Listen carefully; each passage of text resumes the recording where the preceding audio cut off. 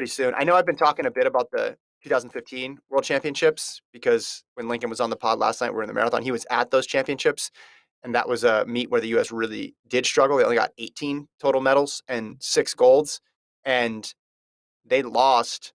Or sorry, they won the 4x4 at that meet. That was the only gold on the track, just like the only gold on the track for this competition.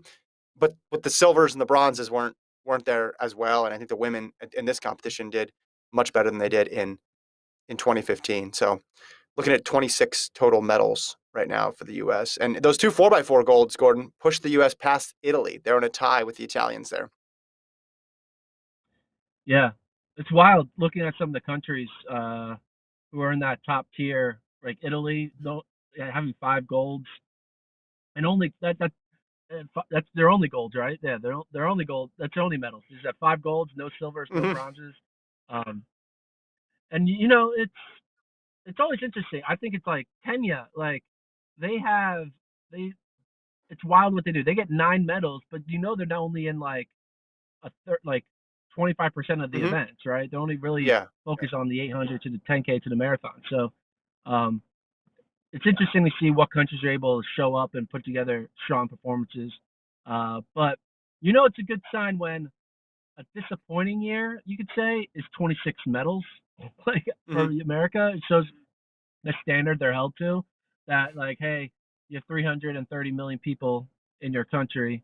You have the NCAA system, like a really good Mm-hmm. breeder, situation to get the best athletes to the top. You should be able to be number one. I will wonder Mm-hmm. when was the last time USA wasn't number one in a medal count at a track meet, at a global championship, Olympics or World. Do you know when the last time that was? Like how long it's been? Are you just counting total medals? Total medals, yeah. Uh, that's a good question. I'm looking at I could go back on, I got the Olympics one open right here. You'd have to go, I mean, it might be, in 2000, it was close, 16-13 uh, against Russia. But yeah, I'd have to do some more. I'd have to do some more Yeah. digging. Maybe someone in the chat knows. Yeah. And listen, like you look, I looked at the placing table too. So 1 through 8, and the U.S. is, behind where they were too, which makes sense because if you have fewer gold medals, you're scoring fewer points and everything gets pushed down a bit here too. But as we talked about before, a few things break this way, a few things break that way. It's just so close.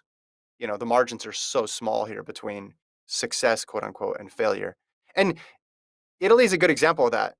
As you mentioned, 5 medals and they're all gold. And then you look at a team like Great Britain, no gold. And it looked like, oh, they were so close. They ran great in the 4x1 for the men, just missed. Laura Muir, man, ran so great, but Faith Kipyegon was just a bit better. Josh Kerr ran the race of his life and just gets beaten, right? Like I feel like they were in a lot of things, but didn't get the gold. Australia felt like they were in a ton of things, mixing it up with a lot of finalists, and they didn't end up with any gold medals. It's pretty wild because so far 23 nations, I think they've updated this. Yeah, 23 nations have gotten a gold medal. And you'd look at the list of some of the countries that didn't get a gold medal, and you'd probably be surprised who hasn't gotten a gold. If I told you 23 nations medaled, like you'd think Great Britain would be on that list, you'd think Australia would be on that list, Cuba with all their great jumpers, field event people, Czech Republic, Japan, France, Brazil, like none of them have golds. Spain doesn't have a gold.